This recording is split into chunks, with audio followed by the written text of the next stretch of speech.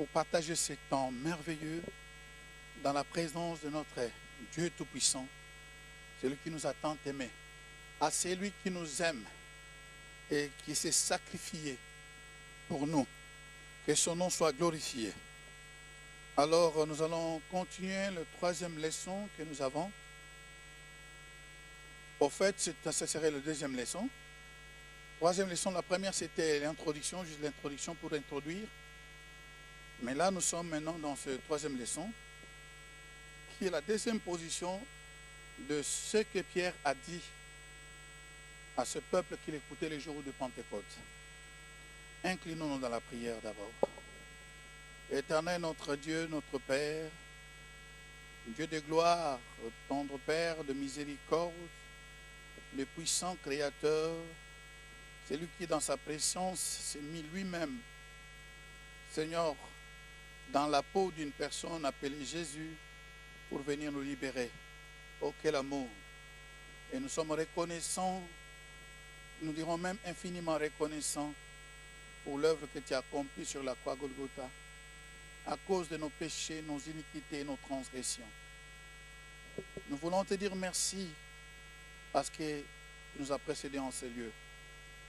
Laisse que dans tous les temps que nous faisons nos pauses, que ton esprit continue à nous parler, à nous enseigner.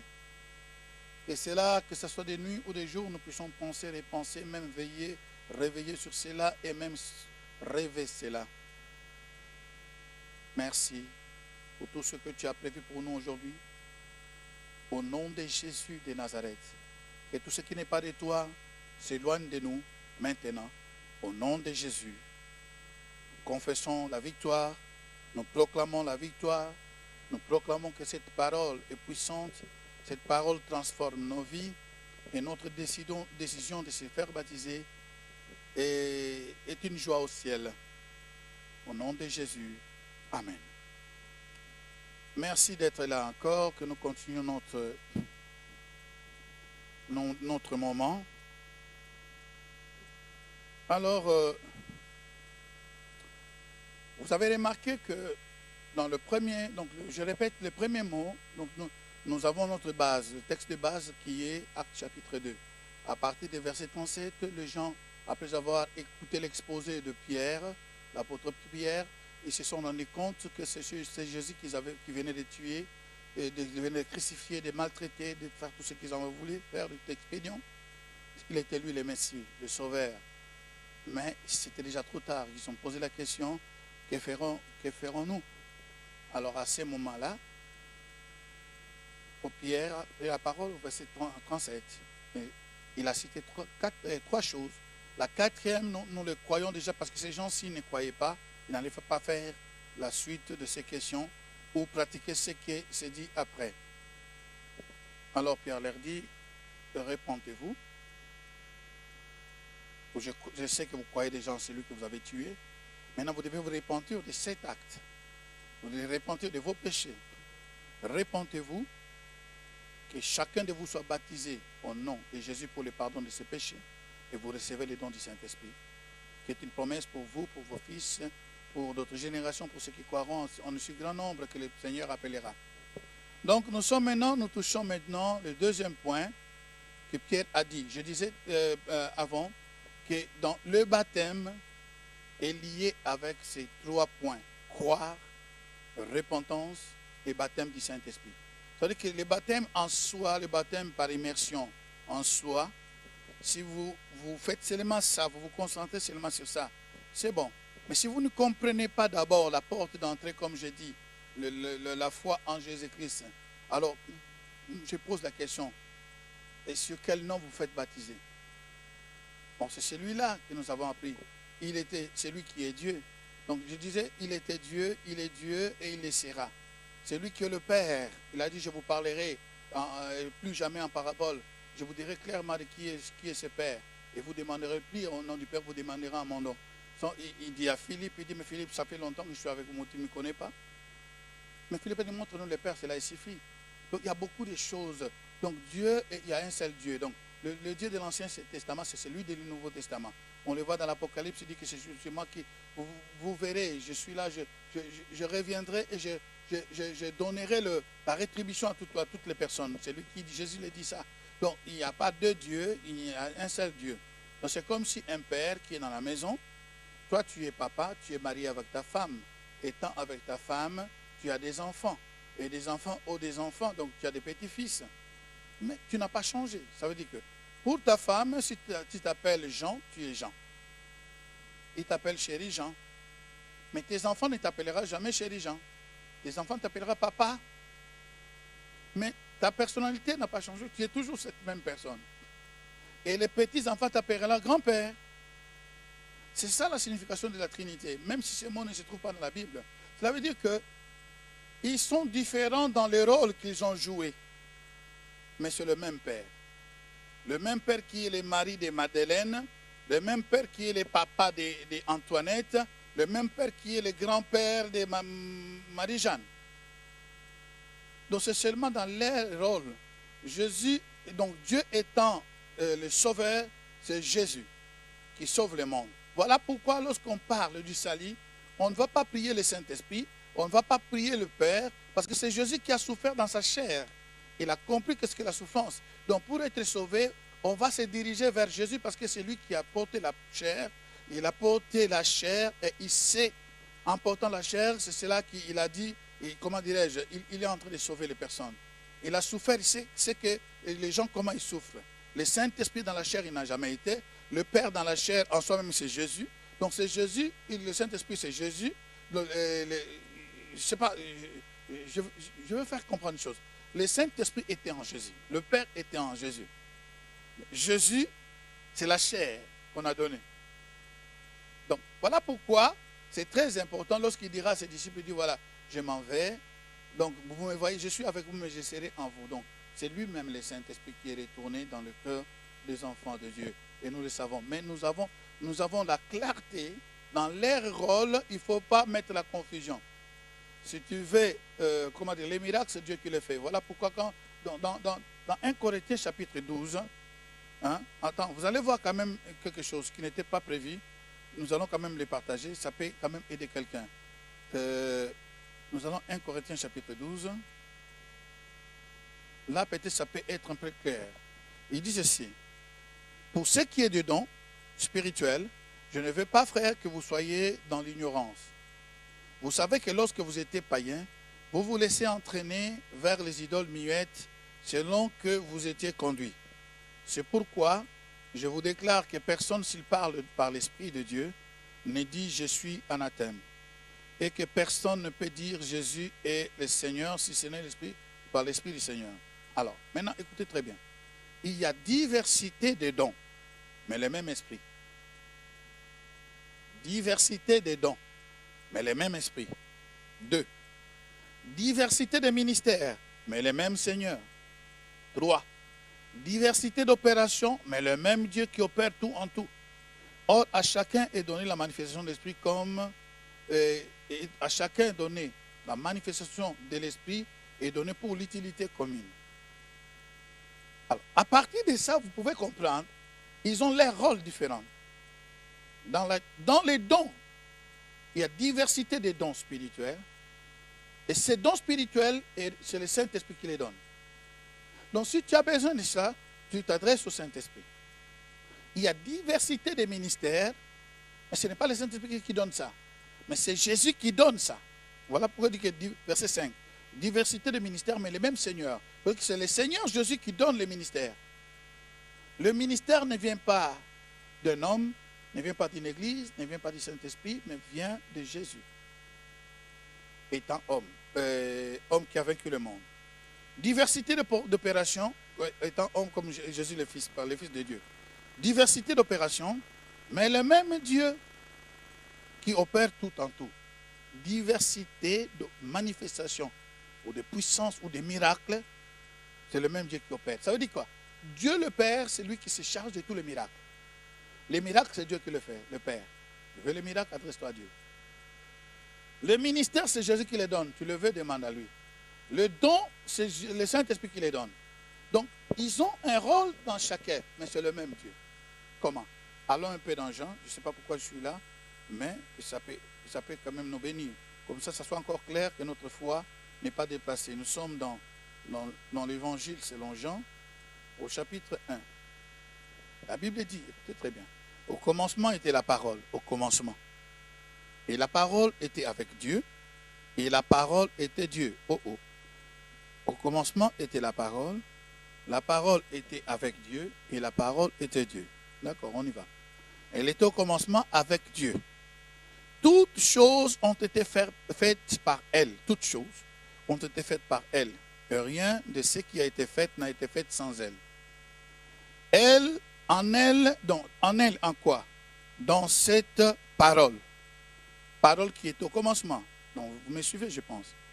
Donc, au commencement était la parole était avec Dieu, la parole était Dieu. Elle était au commencement, cette parole, avec Dieu. Et toute chose a été faite par elle, par cette parole. Parole, le verbe. Et rien de ce qui n'a été fait sans elle. Donc, sans cette parole, sans cette verbe, le verbe, la parole est invisible. Donc, c'est Dieu qui est invisible. C'est lui. Sans ça, il n'y a rien qui pouvait se faire. Il dit, en elle, donc, à la parole, en elle était la vie. Donc, dans la parole, il y avait la vie, était la vie. Et la vie était la lumière des hommes. Donc, ça veut dire quoi? Cette parole qui avait la vie était la lumière des hommes. C'est ça qui éclairait les hommes. C'est ça qui aidait les hommes. La lumière, ça aide. Par le monde dans les ténèbres, la lumière, ça aide pour voir les chemins. D'accord. Et la lumière, lui, dans les ténèbres, et les ténèbres ne l'ont pas reçu. Oh oh. Il y eut un homme envoyé de Dieu, son nom était Jean.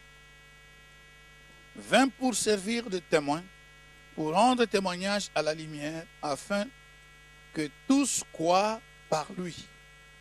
Que tous croient par lui. Il vient rendre le témoignage à la lumière. Cette lumière était la vie qui était dans la parole. Mais Jean est venu pour rendre témoignage à la lumière. Nous savons que cette lumière, c'était la vie qui était en Dieu, Dieu qui était la parole. Il dit, verset 8, il n'était pas la lumière, Jean n'était pas la lumière, mais il apparut pour rendre témoignage à la lumière. Cette lumière était la véritable lumière qui, en venant dans le monde, éclaire tout homme. Elle était dans le monde, et le monde a été fait par elle. Et le monde ne l'a point connue. Le monde ne l'a point connue. La lumière, le monde ne l'a point connue. Cette lumière qui était la vie qui était dans la parole, et la parole qui était auprès de Dieu, qui était Dieu. Il est venu, cette lumière est venue dans le monde, mais le monde ne l'a pas reçu. Ils n'ont pas connu, ils n'ont pas reçu. Mais à tous ceux qui l'ont reçu, ils ont reçu quoi? La lumière. Et je pense que petit à petit, vous allez commencer à comprendre. Vous allez commencer à comprendre qu'il y a quelqu'un qui a déclaré, je suis la lumière du monde, Jésus.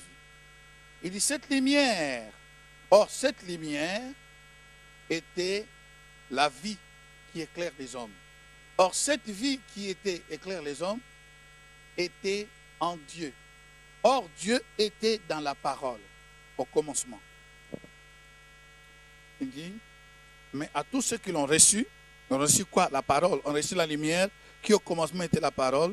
Et à ceux qui croient en son nom, cette lumière a un nom.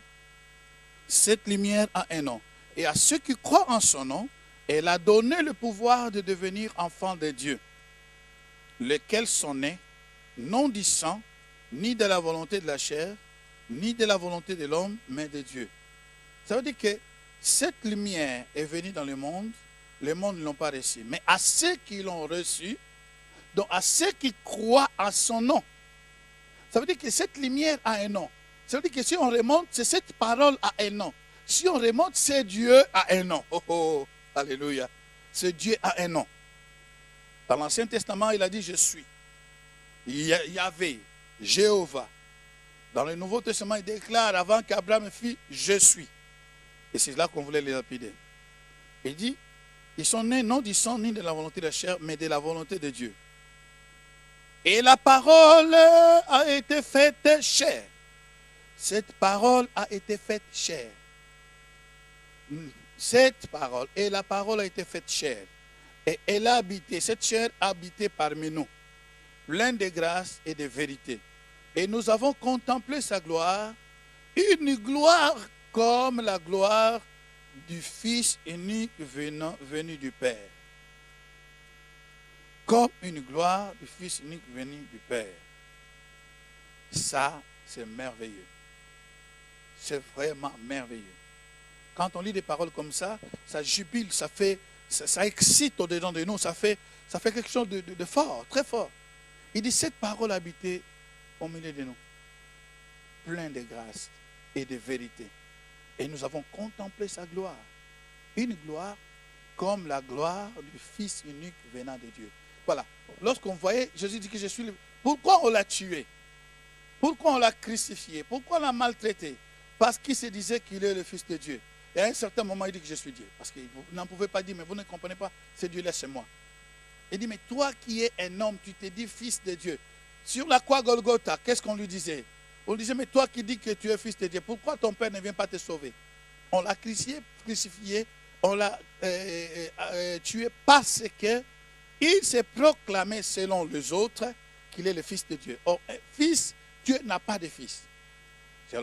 Jusqu'à aujourd'hui, que ce soit les Juifs et les musulmans, ont ce problème-là. Dieu n'a pas de fils. Il est esprit. La Bible dit que l'esprit s'est revêtu de la chair. Et cette chair habitait parmi nous, comme la lumière. Elle est venue chez les siens,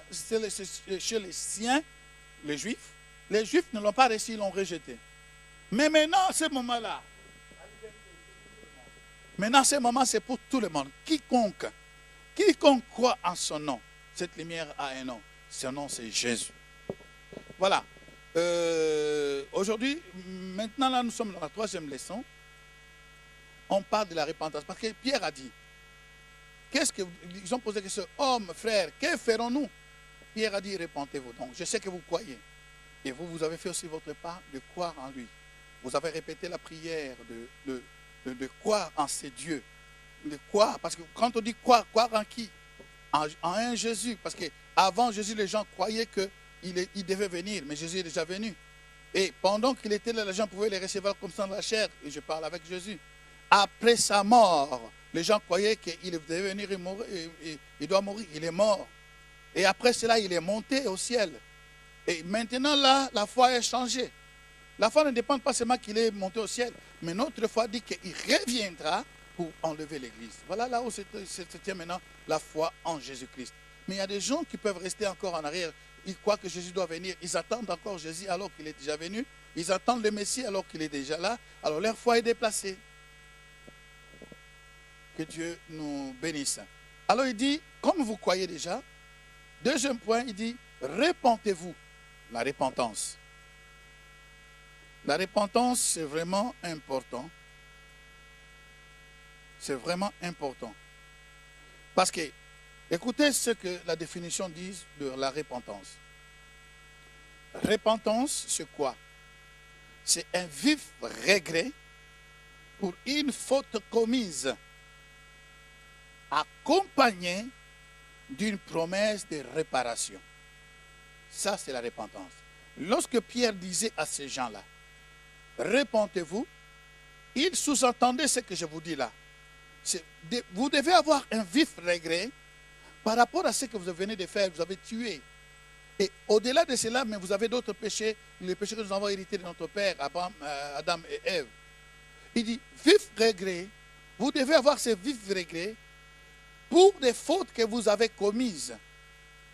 Et non seulement arrêter là, mais accompagner cela d'une promesse de réparation. Ça veut dire que la repentance, je regrette ce que je fais. Je regrette le péché que j'ai commis. Je regrette quand j'ai volé. Je regrette quand je suis sorti avec la femme d'une autre, le mari d'une autre. Je regrette le mensonge que j'ai proféré. Je regrette mes pensées impures que j'ai, même si les gens ne le voient pas. Je regrette, je ne sais pas, des croque-pieds que j'ai fait à des personnes. Je savais bien que dans cette affaire-là, dans ce business-là, c'était destiné à telle personne. Mais moi, je viens avant, je dribble, je fais n'importe quoi et je m'accapare de cette affaire. La personne qui était propriétaire passe à côté et moi, je règne, j'ai beaucoup d'argent, mais je sais que c'est par les magouilles. Donc la repentance, c'est quoi? Ça veut dire que je regrette ça. Mais ça ne se limite pas là. Mais j'ai des promesses, je fais des promesses dans mon cœur. Jamais plus je retournerai à ce genre de choses. Je ne ferai plus jamais ça. Je ne volerai plus. L'église, lorsque les gens allaient à l'église, je me moquais d'eux. Mais je ne ferai plus jamais ça. Plus jamais. Plus jamais. C'est ça la repentance. Ou bien on peut dire que c'est une correction apportée par, comment dire, c'est une correction qu'on amène. Ça veut dire que je fais l'erreur et je viens corriger cette chose-là. Donc c'est les actes. Donc, en quelque sorte, c'est les actes. Donc vif regret éprouvé pour une faute commise, accompagnée d'une promesse de réparation. Et rapidement, nous allons aller voir dans Actes chapitre 19. Nous allons voir qu'est-ce qui s'est passé. Actes chapitre 19 pour illustrer réellement la vraie repentance. Actes chapitre 19 à partir de 18, mais je vais voir un peu. Actes 19. Mais vous avez les devoirs, écrivez ces devoirs, lisez tous les chapitres. C'est mieux, parce que nous ici, à cause du temps, on saute au cours pour faire ceci, mais c'est pour votre bien, étudier la parole pour comprendre dans les profondités. Alors, nous sommes dans le verset 17. Non, disons, je commence par... donc, il y avait une histoire, il y avait des enfants d'un prêtre qui n'était pas repenti. Voilà. Si tu n'as pas une vie de repentance, tu fais des choses en cachette, et à l'église, on trouve que tu es saint, parce que tu t'es fait baptiser, ou tu es déjà baptisé, ça fait des années, mais tu fais des choses en cachette. N'essaie pas aller chasser les démons parce que tu auras des problèmes. Tu auras sérieusement des problèmes. Et ces démons-là, il y avait ces enfants qui ont cherché à chasser les démons. Les démons ont sauté sur eux, ils étaient 7, mais ils ont tellement tapé une seule personne qui tape cette personne qui les laisse nus, ils sont fuis. Alors cette nouvelle se répandit dans le coin, et les gens qui, dans Jérusalem, disons, les gens qui ont entendu ces nouvelles-là, ils disent, mais ça c'est fort ça. Alors, la Bible dit, verset 17, cela fait connu de tous les Juifs. Voilà pourquoi vous devez lire ça pour comprendre. Cela fait connu de tous les Juifs et de tous les Grecs qui demeuraient à Éphèse. C'était à Éphèse, excusez-moi. À Éphèse, ce n'est pas Jérusalem. Et la crainte s'empara de tous. Et le nom du Seigneur Jésus était glorifié. Plusieurs de ceux qui avaient cru venaient confesser et déclarer ce qu'ils avaient fait. C'est ça la repentance. Il dit, plusieurs de ceux qui avaient cru venaient confesser et déclarer ce qu'ils avaient fait. Nous trouvons dans nos églises des personnes qui peut-être ont pratiqué des choses très profondes, très bizarres, des choses occultes, mais par peur, par honte, ils n'ont jamais déclaré ça. Tu te fais du mal, tu te causes du mal, ça ne t'aidera pas. Va trouver ton pasteur, trouver ou l'évangéliste, ou qu'il soit femme ou un monsieur qui conduit cette église, dis-lui tout ce que tu as fait, c'est là où la repentance est totale. Parce que lorsque la personne a honte, a peur, je lui dirai que si vous avez honte de moi devant les hommes, moi aussi j'aurai honte de vous devant mon Père et devant ses anges. Donc, une personne qui croit réellement en Jésus-Christ, il sait que Jésus a porté ses péchés. Ce qu'il faisait là, il faisait dans l'ignorance. Même si c'était dans la connaissance. Mais l'ignorance dans la personne révélée de son Seigneur Jésus-Christ. Et quand il a compris que Jésus est mort pour lui sur la croix, il dit, mes péchés ont été pardonnés. Alors, il demande pardon et il n'a pas honte. Il va parler de ses péchés comme si c'était quelqu'un d'autre qui l'a fait. Donc, à ce moment-là, tu dois vraiment être, comment dirais-je, parler à celui qui est devant toi, celui qui te conduit. Ne cache rien. Parce que la vraie foi en Jésus-Christ te poussera à te repentir.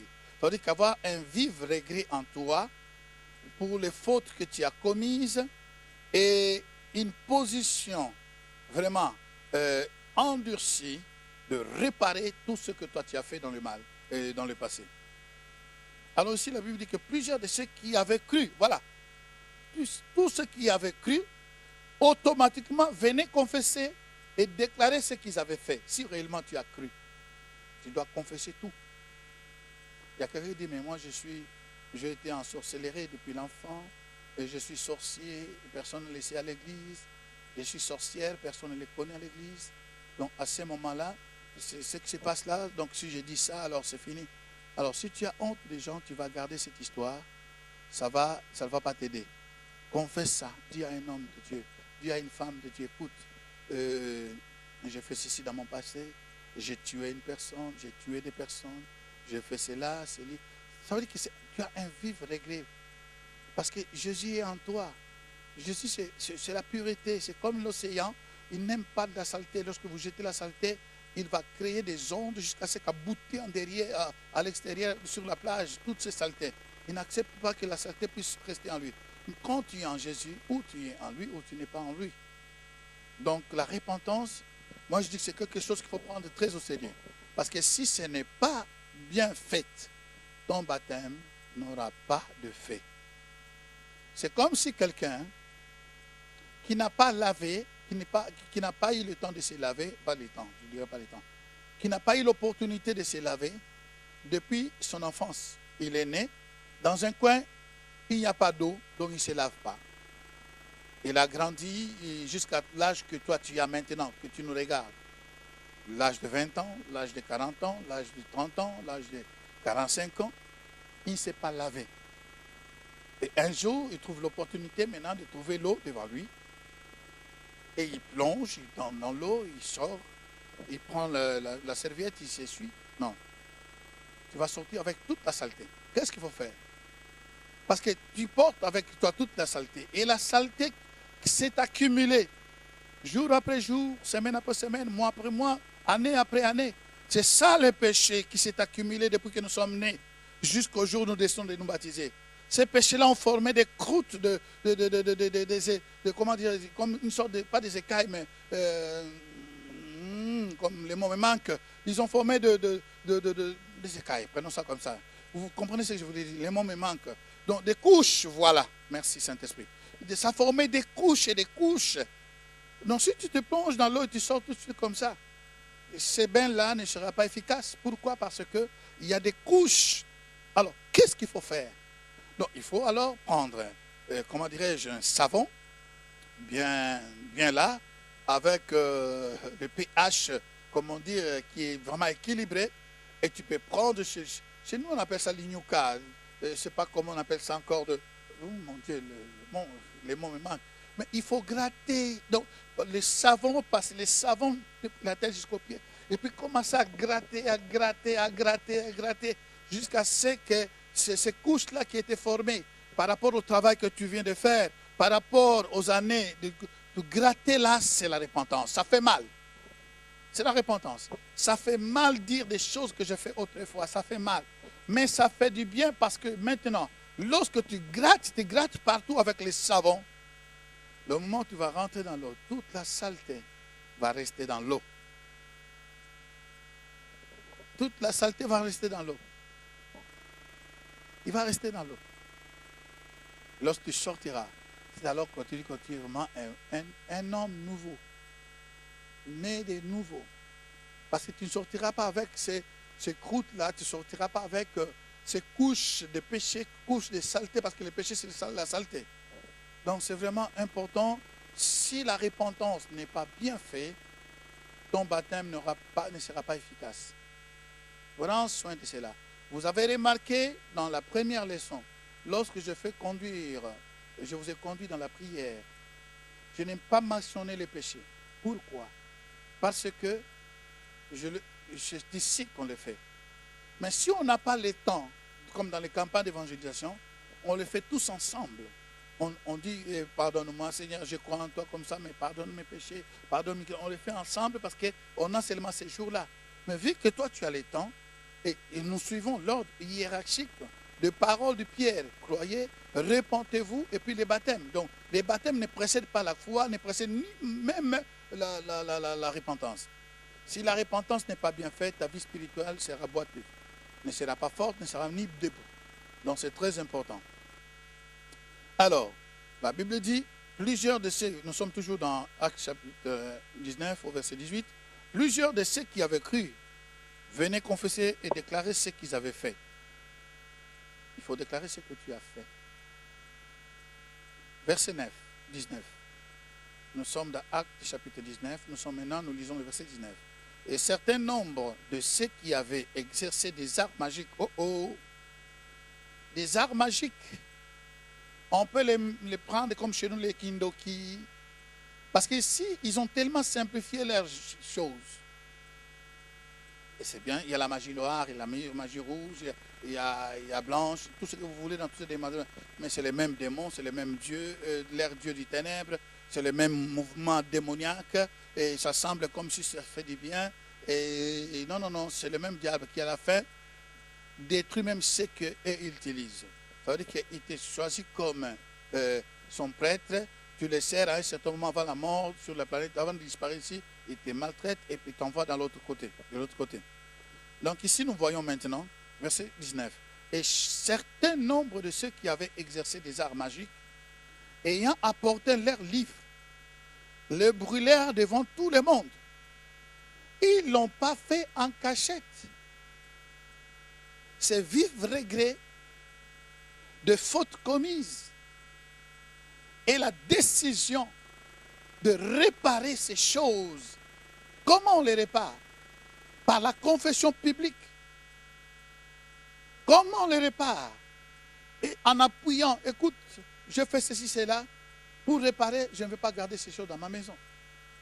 Mais combien de chrétiens, parce qu'il a acheté ce livre qui coûtait tellement, il était très cher, c'est un capital qu'il avait dépensé dans sa maison, il garde ces livres dans sa maison. Tu gardes encore des choses dans ta maison? Oh, cet objet-là, bon, il n'y a pas du mal, c'est un or. Puisque c'est un or, donc je ne vais pas les jeter. Mais tu peux les fondre et les donner ça, cet argent à la mission. Ne donnez pas en cadeau la même chose que tu as utilisé. Fais-les fondre, que ça perde la forme, comme ça quelqu'un ne puisse pas tomber dans l'idolâtrie. Ou si tu as cette foi, que comme ça même c'est l'or ou c'est que ça te coûte cher, jette-les d'une façon que quelqu'un ne puisse pas les récupérer. Le problème est que personne ne puisse les récupérer pour l'utiliser, sinon il va te remplacer. Imaginez-vous la scène. Géasi, qui est le serviteur d'Élisée, alors qu'il voit qu'Élisée qui libère, il libère cet homme, comment dirais-je, ce Syrien qui était venu pour se faire guérir. Tout l'or, tout l'argent, Élisée a refusé pour dire qu'il y a un Dieu ici, on n'a pas besoin de ton argent. Ce n'est pas l'argent qui fait la déité, c'est Dieu qui fait des riches et des millionnaires. C'est lui qui peut le faire. Donc, Géasi dit non, je ne peux pas laisser cet homme. Il est parti, il a couru, il a trompé. Mais voilà, mon Seigneur a trouvé les gens qui sont venus et comme ça pour voir qu'il faut donner quelque chose pour leur pouvoir. Comme ça, il prend ses caches. Lorsqu'il arrive devant Élisée, Élisée dit, où étais-tu? Il dit, moi j'étais allé nulle part. Il dit, mais mon esprit était avec toi. Il dit, voici maintenant, la lèpre qui était sur Naaman sera sur toi, sur tes descendants et à jamais.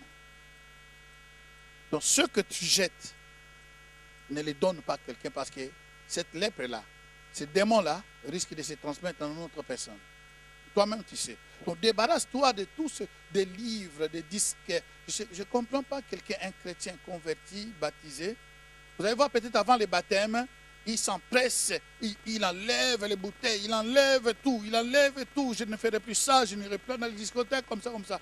Après, cet été, il commence à retourner ça. Lorsque tu retournes ça, ta repentance n'était pas authentique. Tu te trompes, tu t'es trompé Dieu. La Bible dit, la repentance, c'est une décision de tourner complètement. Donc si j'allais comme ça, automatiquement je tourne. Je ne veux plus là, je continue maintenant à aller comme ça avec le Seigneur. Qui se tient au milieu des chandeliers. Alléluia. Oh, c'est ça, un demi-tour total. Un chrétien qui écoute la musique du monde. Et tu dis qu'ici, il y a des messages. Quel message? Est-ce que ce qui est derrière ces messages, tu les connais? Avant même l'inspiration même de ces chants, tu connais d'où ça vient? L'inspiration de ces chants, tu connais d'où ça vient? Oh mon père, oh boy, oh. Tu connais les inspirations d'où ça vient? Oh, celui-là, c'est les grands. Celui-là, c'est ceci. Nous sommes ceci. Nous sommes ceci. Tu as entendu ça? Je ne comprends pas un chrétien qui se met là pour entendre ce qui est dans le monde. Au lieu de le temps que tu perds là pour entendre ce qui est dans le monde, pourquoi tu ne peux pas ouvrir des chaînes chrétiennes pour écouter ce que ton Dieu dit dans le monde? Pourquoi pas? Un chrétien. Et puis tu défends ça. La Bible dit dans le psaume 22, Dieu siège au milieu des louanges d'Israël. C'est Dieu siège au milieu des louanges d'Israël et qui siège dans les louanges du monde. Faites attention. Oh non, il ne parle rien, il ne parle pas des femmes, il parle de choses. Non, non, non, non, non, non, non, non. L'inspiration, ça vient d'où? Lorsqu'on entend de personnes, il y a des personnes dont je ne dirai pas les noms. Et tous les musiciens que nous connaissons dans le monde entier, que ce soit les blancs ou les noirs, la plupart des inspirations, ils les poussent dans la Bible. La plupart. Ils chantent des psaumes. By the rivers of Babylon. Nous avons chanté ça. C'est dans la Bible. Mais et maintenant, dans quel esprit ils ont fait ça? On était aveugles, on était là, et dans les discothèques, on chantait, on dansait ça. Non, écoutez, la repentance, c'est le regret de ta vie avant de connaître Jésus. Donc tout ce que tu as vécu avant Jésus, tu regrettes ça, un vif regret, et avec promesse de réparer. Et réparer, ça veut dire quoi? Je crois en toi, Jésus, et je répare. Je ne veux plus retourner dans ces choses. Je ne veux plus jamais faire ces choses. C'est ce que ces gens ont fait. Ils ont fait même plus que ce que toi et moi on a fait.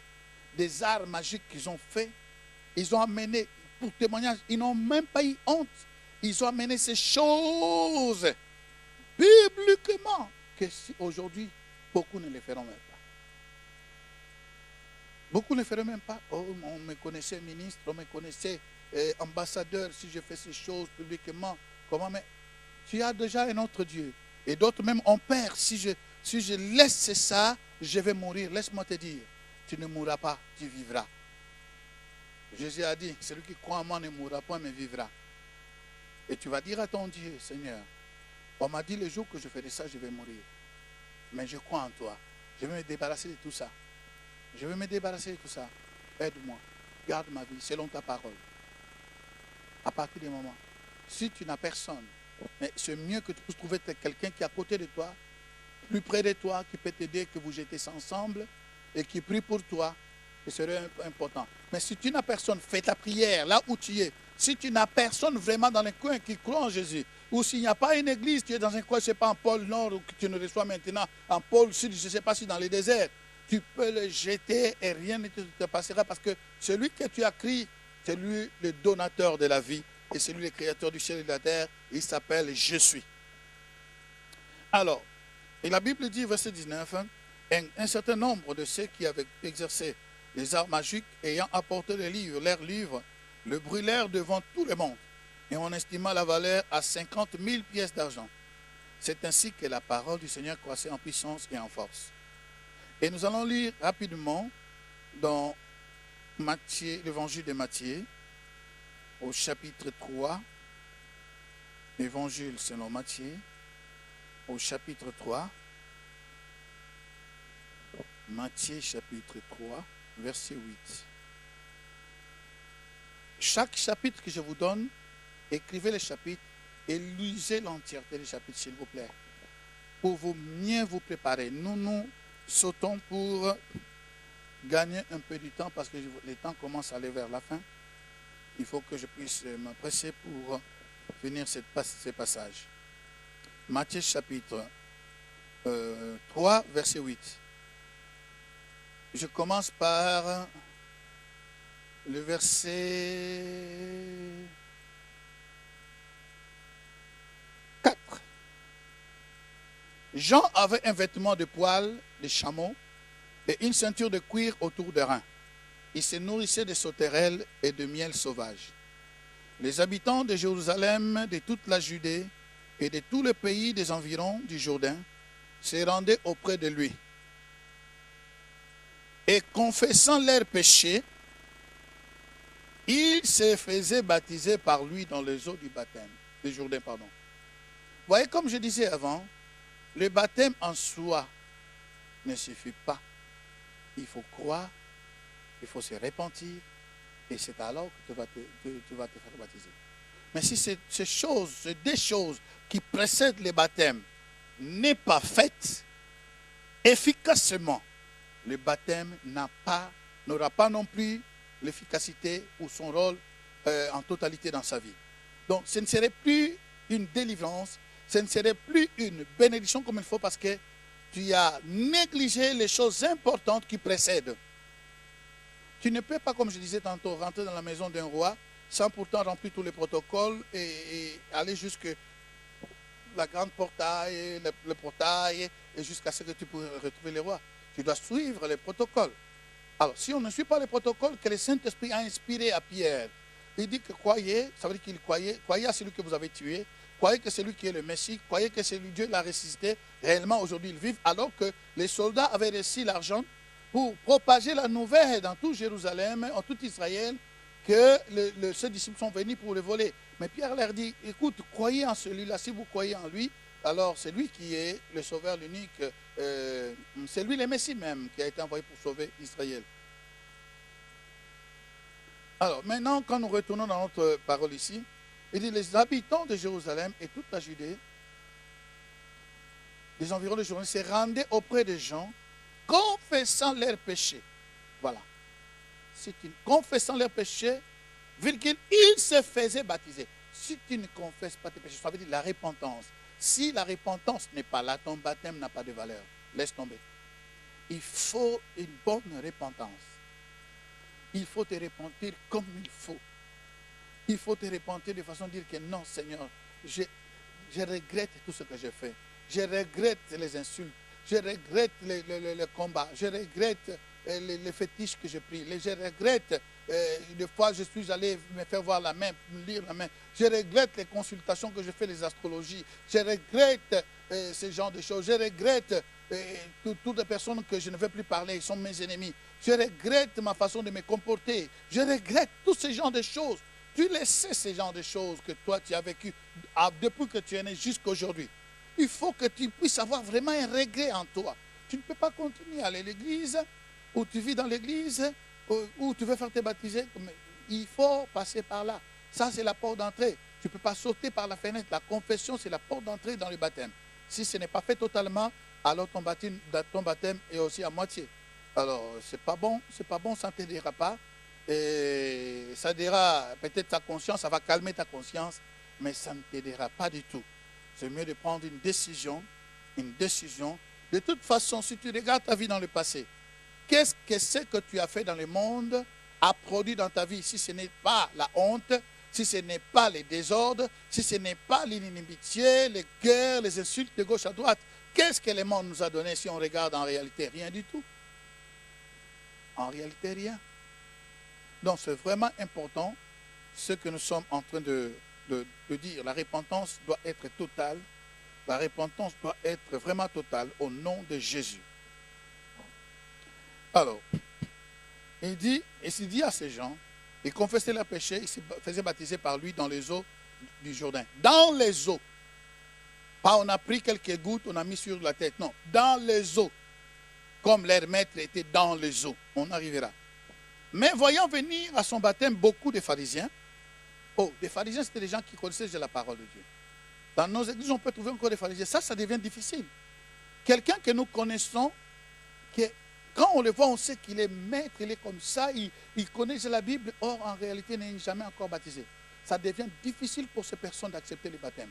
Parce qu'il a déjà affiché une image, que ça fait longtemps qu'il croit au Seigneur, et ça devient difficile. Mais s'il n'y a pas l'humilité, tu ne le feras même plus. Alors c'est mieux pour toi de dire non, peu importe les grades, peu importe ce que me regarde, mais je connais que ça c'est la vérité, je vais appliquer la vérité dans ma vie, c'est pour ma vie, peu importe ce que les gens diront. Je ne m'intéresse pas de ce que les gens me diront. Je m'intéresse de ce que Dieu me voit, et je crois que tant chrétien, je dois me baptiser, donc je dois confesser mes péchés. Voyons voir son baptême beaucoup de pharisiens et des sadducéens. Il leur dit, race de vipères, qui vous a appris à fuir la colère à venir. Écoutez. Produisez donc du fruit digne de la repentance. Produisez donc du fruit digne de la repentance. Et ne prétendez pas dire en vous-même, nous avons Abraham pour père. Car je vous déclare que de cette pierre-ci, Dieu peut susciter des enfants à Abraham. Déjà, la cognée est mise à la racine des arbres. Tout arbre donc qui ne produit pas de bons fruits sera coupé et jeté au feu. Tout arbre qui ne produit pas de bons fruits, des fruits de repentance. Si tu ne produis pas de fruits de repentance, tu seras coupé et jeté. Coupé et jeté. C'est important. La repentance, le vif regret de toutes les fautes, de tous les péchés commis. Et une détermination de réparation de ces choses que j'avais faites. Je me positionne. Déjà la cognée est mise à la racine des arbres. Tout arbre donc qui ne produit pas de bons fruits sera coupé et jeté au feu. Moi je vous baptise d'eau pour vous amener à la repentance. Repentance, repentance, repentance, repentance. Pour vous amener à la repentance. Mais celui qui vient après moi, il est plus puissant que moi. Et je ne suis pas digne de porter ses souliers. Lui, il vous baptisera du Saint-Esprit et du feu. Il a son vent à la main, il nettoyera son heure et il amassera son bleu dans le grenier. Mais il brûlera la paille dans un feu qui ne s'éteint point. Verset 8. Produisez donc du fruit digne de la repentance. C'est important. Si tu ne produis pas le fruit, ton baptême n'aura pas d'impact. La repentance. Donc, il faut que tu commences à regretter ce genre de choses-là. Nous allons rapidement dans Jacques. On va lire rapidement Jacques, chapitre 5. Nous sommes en son verset 16, 16e verset. Il dit ceci. Confessez donc vos péchés les uns les autres et priez les uns pour les autres, afin que vous soyez guéris. La prière agissant du juste a une grande efficacité. Donc confessez vos péchés les uns les autres, priez les uns les autres. Pourquoi je dis ça? Parce qu'il y a des personnes qui disent, ah mais si je raconte tous mes péchés à celui-là, celle-là, il va les rencontrer aux autres. Moi je n'ai pas peur de rencontrer mes péchés, parce que c'est ce que je faisais dans le passé. Si je volais, aujourd'hui je ne vole pas. Donc si je vais, j'ai décidé de suivre Jésus, et je viens chez toi, et toi tu racontes ça, ah il faisait ceci. C'est toi qui as les problèmes, c'est pas moi. Parce que moi je fais ce que la Bible dit. Donc n'ayez pas peur de trouver quelqu'un qui peut vous aider. Confesser tes péchés à ton pasteur, c'est déjà public. Ce n'est pas que nous allons venir ici pour étaler tous tes péchés. Non, c'est déjà public. Donc fais ça, ça va t'aider. Avant ton baptême, fais tout ce que dans ton cœur et confesse ses péchés. Dis-lui tout ce que tu as fait. C'est important. Jean chapitre 1, verset 9. Qu'est-ce qu'il nous dit? Jean chapitre 1. Il nous dit ceci. Jésus, verset 9. 1 Jean, pardon, parce que je ne dis pas Jean, 1 Jean. C'est l'épître, pas Jean, l'évangéliste, mais l'épître 1 Jean, chapitre 1, verset 9. Il nous dit ceci. Si nous confessons nos péchés, nous devons aller rapide. Si nous confessons nos péchés, il est fidèle et juste pour nous les pardonner et pour nous purifier de toute iniquité. Cela veut dire quoi? Jésus, notre Dieu, ne nous oblige pas à nous repentir. Mais le fait de cet amour qui brûle en nous, qui nous pousse à lui dire tout ce que nous avons fait, parce que nous voulons rentrer dans ces mariages clean. Nous voulons rentrer dans ces mariages purifiés. Lui-même, il ne nous condamne pas. Il dit, venez à moi, vous tous qui êtes fatigués et chargés, je vous donnerai du repos. À ce moment précis, nous pouvons voir clairement, si nous confessons, c'est conditionnel. Il ne t'oblige pas. Si nous confessons nos péchés, nous confessons ce que nous avons le vif regret dans nos cœurs, lui, de son côté, il est fidèle. Lui, seulement si moi, je fais, si je me déplace dans un acte de foi, par ma parole, en confessant ce péché, en lui déclarant ce que je fais, c'est alors sa fidélité vient à ma rencontre. Il est fidèle et juste pour nous les pardonner. Donc, tout péché que tu as fait depuis que tu es né jusqu'aujourd'hui où tu as décidé de te faire baptiser, si tu le confesses, Jésus te pardonne à cause de ce qu'il a fait sur la croix. Ne crains rien, ne cache rien, confesse tous tes péchés. Il te pardonne tous tes péchés, toutes tes iniquités, toutes tes transgressions. Il te pardonne, mais il ne se limite pas là. La Bible dit, il est fidèle et juste pour nous les pardonner. Mais et non, et pour nous purifier de toute iniquité. C'est-à-dire qu'en ce jour où tu confesses, crois que tu deviens pur, tu deviens blanc, plus blanc que la neige. Ton nom sera écrit dans le livre de vie. Et les pages où le péché était accumulé, ça s'écrivait dans ton livre. Le jour où tu les confesses, en l'instant même, tout sera effacé, purifié.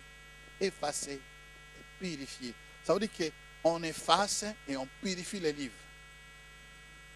Ça devient nouveau comme si on vient de l'acheter ou donc ça vient de sortir maintenant de la librairie, donc sans que personne n'ait encore écrit quelque chose. Voilà la puissance du sang de Jésus, ce qu'il peut faire. Donc, ça nous convient de nous repentir. J'insiste, pourquoi je donne beaucoup de versets? Parce que je suis sûr et je suis convaincu que si la repentance n'est pas bien faite, tu n'auras pas une bonne vie spirituelle dans le Seigneur. Voilà pourquoi il y a des gens qui ont des problèmes, ils peuvent commencer à servir Dieu. Mais si on regarde comment ils ont passé les baptêmes, eux-mêmes, aujourd'hui, ils ont des difficultés. Il n'y a pas une repentance. Il n'y a pas une repentance. Jusqu'à donc, juste comme ça, on passe, parce que les gens sont baptisés, moi aussi je le fais. Allons rapidement pour voir les effets. Ésaïe chapitre 43.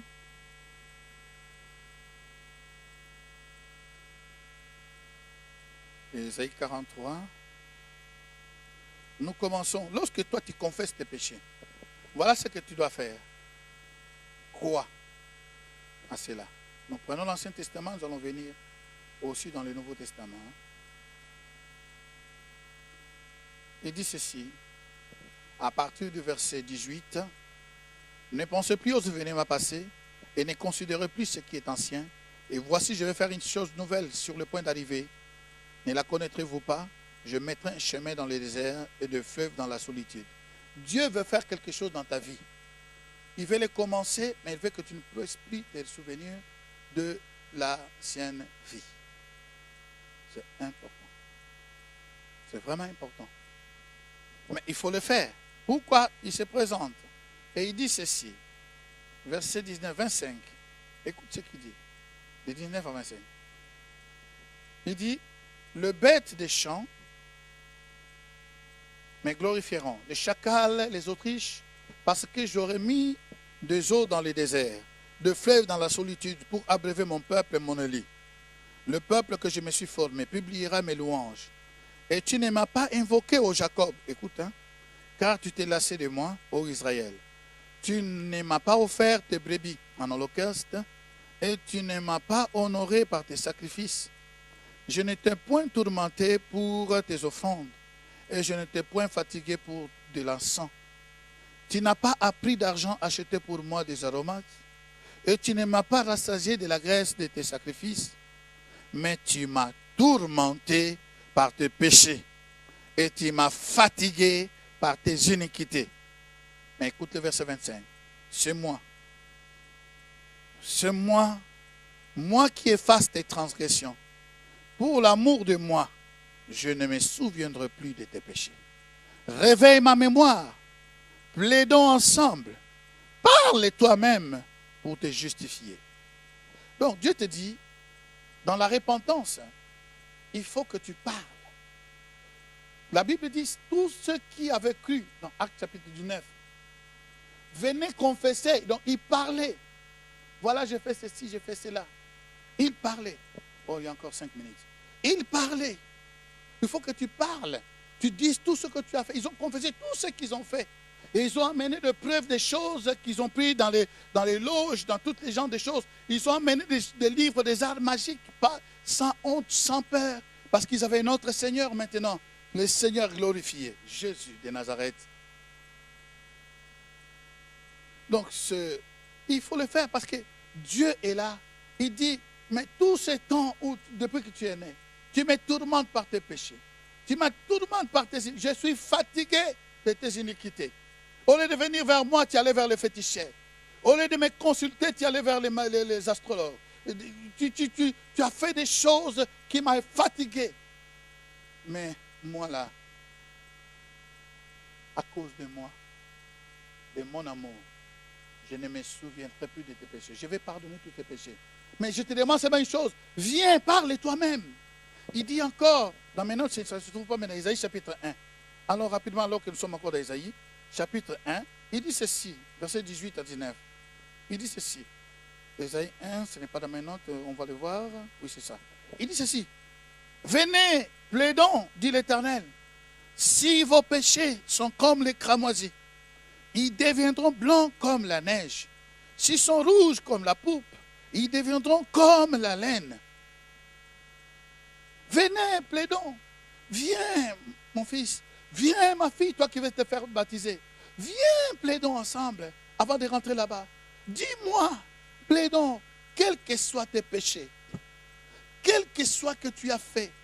Je ne sais pas ce que tu as fait, mais tout ce que tu as fait, je vais te pardonner. Tes péchés deviendront blancs plus blancs que la neige. Waouh! Et puis ce n'est pas fini. Le verset 9 dit ceci. Si tu fais très bien ça, si tes péchés sont lavés, si tu te répands vraiment, tu as un vif regret pour tout ce que tu as commis, et tu as pris la décision de réparer cela, ça veut dire que de te mettre sur la même onde, de dimension d'onde spirituelle avec ton Seigneur. Le verset 9 dit que si vous avez de la bonne volonté, et si vous êtes docile, vous mangerez la meilleure production du pays. Waouh! La meilleure production du pays, vous le mangerez. Vous le mangerez. Vous le mangerez. La meilleure production du pays. Gloire à Jésus. Shama Kondarama Keriaka. Écoutez, nous allons maintenant dans 1 Jean, chapitre 2.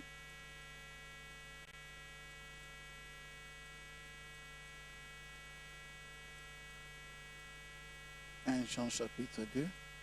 Nous étions déjà là, mais nous sommes dans le chapitre 2, versets 1 à 2. Il dit ceci. Mes petits enfants, je vous écris ces choses afin que vous ne péchez point. Mais si quelqu'un a péché, nous avons un avocat auprès du Père, Jésus-Christ. Auprès du Père, Jésus-Christ est un avocat, le juste. Il est lui-même une victime expiatoire pour nos péchés, et non seulement pour le nôtre, mais aussi pour ceux du monde entier. Waouh! Alors, il y a un problème. Jésus, il dit, mes petits, ça c'est la lettre, c'est déjà une lettre, on envoie aux chrétiens. Il envoie ça aux chrétiens, il dit, mes petits enfants, c'est-à-dire que vous êtes déjà à la maison. Si tu es déjà dans la maison, ça va, mais si tu n'as pas encore crié, tu ne fais pas encore partie de ces petits envois, tu peux le faire aujourd'hui, tu peux le devenir aujourd'hui. Je vous écris ces choses afin que vous ne péchez point. Mais si quelqu'un a péché, savez que nous avons un avocat auprès du Père, Jésus-Christ le juste. Un avocat. Il est lui-même la victime expiatoire pour nos péchés, et non seulement pour le nôtre, mais aussi pour ceux du monde entier. Ceux du monde entier. Il a payé pour ceux du monde entier. Il payera aussi pour nous. Ça veut dire qu'il est là, il dit, quels que soient tes péchés. Ça, c'est pour les chrétiens. Ça veut dire que peut-être toi, tu as déjà cru, mais maintenant, il est capable. Jésus, en mourant sur la croix, il est mort pour tes péchés du passé, pour tes péchés du présent que tu fais maintenant. Je ne t'encourage pas de faire les péchés, mais pour les péchés du présent, mais aussi il est mort pour les péchés du futur que tu feras dans le futur. Pour conclure, nous sommes arrivés à la fin, excusez-moi encore une minute. Rapidement, nous allons dans Michée chapitre 7. Nous allons dans Michée chapitre 7. Nous sommes au verset 18.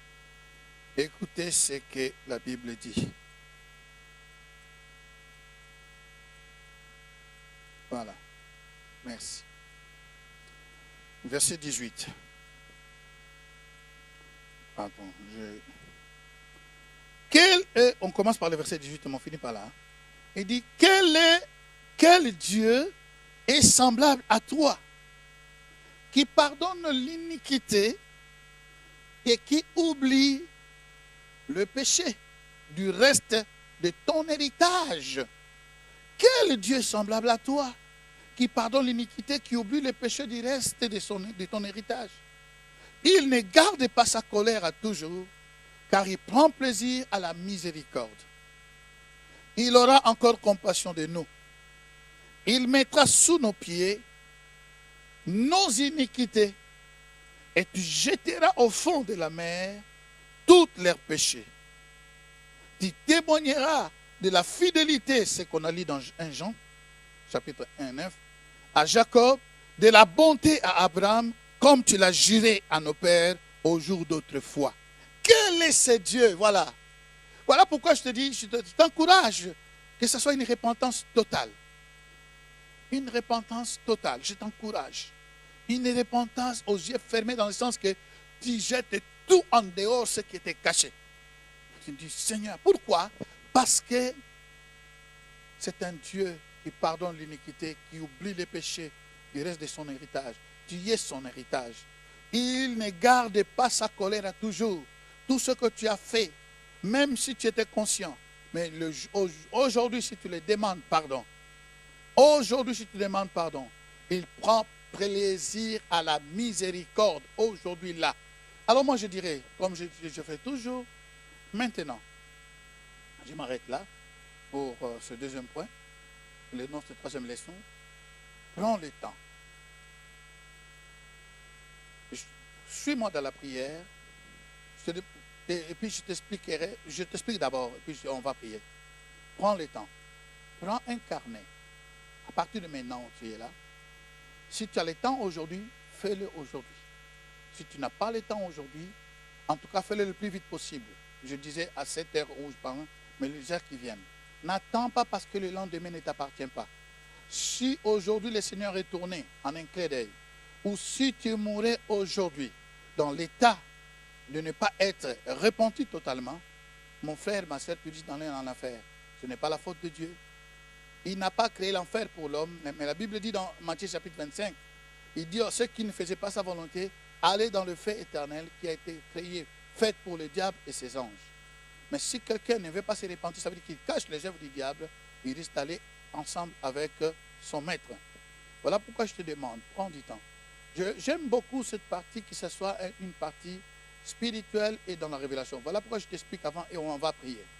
Prends un carnet, prends un stylo, prie devant ton Dieu, dis Seigneur, je vais rentrer dans les zones de baptême, je vais me baptiser.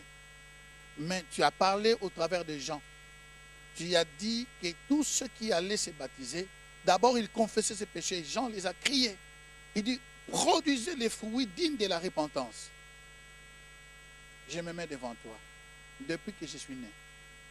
Depuis le jour où j'ai commencé à connaître le mal et le bien, jusqu'à aujourd'hui. Saint-Esprit, aide-moi. Je veux me repentir, que ma repentance soit totale, que je n'oublie rien. Aide-moi en écrivant sur mon carnet ce que je fais dans le passé. Fais-moi révéler cela et commence à écrire, à écrire, à écrire. Jour après jour. Écrire. Si c'est aujourd'hui, ça va. Écris, écris, écris tout ce que tu vas écrire. Et après cela, le jour que tu as les rendez-vous avec ton pasteur, le jour que tu as les rendez-vous pour confesser, amène ton carnet, lis tout ce que tu as écrit. Parce que des fois, nous oublions. Si on n'écrit pas, on oublie. Le diable est très rusé. Il va te faire oublier des choses pour que tu ne les confesses pas. Après, qu'il puisse t'accuser après. Après le baptême, il dit, ah, toi, tu n'as pas confessé ça. Dieu ne t'a pas pardonné. Pour être sûr Alors commencez à écrire ce que tu as fait. Tu as insulté quelqu'un, écrit. Tu as haï quelqu'un, écrit. Tu as des ennemis, écrit. Tu as volé, écrit. Écrit tout. Tu as trompé ta femme, ton mari, écrit. Tu as fait ceci, écris tout. Maintenant, je vais prier. Et les jours où tu vas voir ton pasteur, les jours où tu viendras me voir, tu as déjà ça, on va prier, on va faire quelque chose spirituellement et prophétiquement. Nous allons déchirer en confessant. Lorsque tu confesses, lorsque nous allons prier, nous allons commencer à prier en déchirant tout cela. Lorsque tu commences, en déchirant cela, et nous le mettons sur nos pieds comme Dieu le met sur le pied, et nous le jetons à jamais pour illustrer ce que Dieu dit dans Michée chapitre 7. Tendre Père Céleste, merci pour cette parole. Prie avec moi. Seigneur, je viens à toi. J'ai écouté ta parole. Cet enseignement qui me prépare pour le baptême. Et je viens à toi, tel que je suis. Tu connais mes fautes, mes péchés, mes iniquités, mes transgressions, ma rébellion, mes folies. Tout est devant toi. Depuis que je suis séparé ou distingué le mal et le bien, jusqu'à aujourd'hui. Pardonne-moi. Inspire-moi maintenant par ton Esprit Saint que je n'oublie rien de tout ce que s'est passé dans mon passé pour les mettre devant toi. Aide-moi. Au nom de Jésus. Je crois que tu me pardonnes déjà avant même que je te le demande. Mais tu t'attends que je puisse te demander. Alors que je travaille, Saint-Esprit, aide-moi, travaille avec moi. Aide-moi, travaille avec moi. Fais-moi voir ce que j'avais fait. Surtout ce que je n'ai jamais confessé. Surtout ce que je n'ai jamais dit à quelqu'un. Je veux le faire. Comme ces gens de Acte 19. Dans le nom de Jésus. Amen. Alors, commence à écrire. Si le Saint-Esprit t'inspire quelque chose, ne le laisse pas voler dans le vide. Comme ça, tu sais pourquoi. Ça va t'aider. Que le diable ne t'accuse pas que tu n'as jamais confessé ça. Dieu ne t'a pas aidé. Et Dieu ne t'a pas pardonné. Mais sache-le, dans ton baptême, ce que tu confesses, Dieu le pardonne. Ce que tu as oublié, Dieu le pardonne aussi. Parce que ce que tu l'as oublié, il efface tout. Mais ce que tu te souviens, si tu ne l'exposes pas, Dieu ne le pardonnera pas non plus. Que le Seigneur vous bénisse.